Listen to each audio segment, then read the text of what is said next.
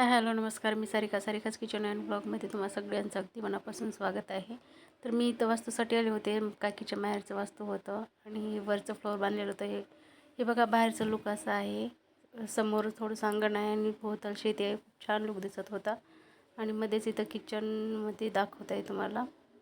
हे बघा किचन आहे इथं. खूप छान टाईल्स वगैरे बसवले होते आणि सगळं व्यवस्थित छान केलं होतं.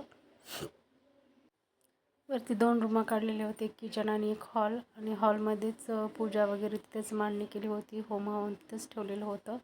हे बघा संपूर्ण पूजा इथेच मांडली होती.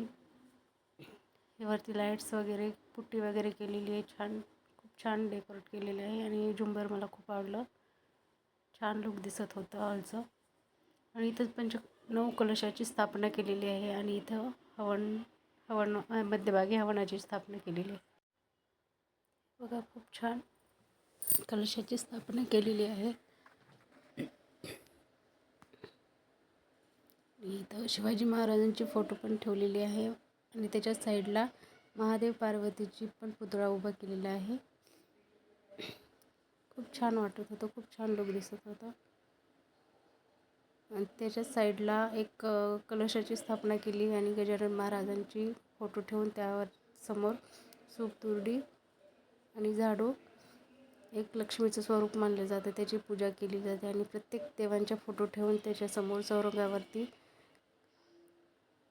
कलरफुल अक्षदांनी अशी छानपैकी आरास मांडलेली होती. खूप छान पूजा केली होती.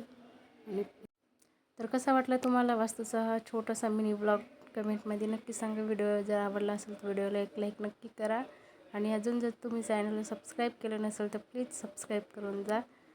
आणि सोबतच बेल आयकॉनचं बटन प्रेस करा. जेव्हा केव्हा मी व्हिडिओ अपलोड करेल त्याचं नोटिफिकेशन सगळ्यात अगोदर तुम्हाला येईल. तर पुन्हा भेटूया. धन्यवाद.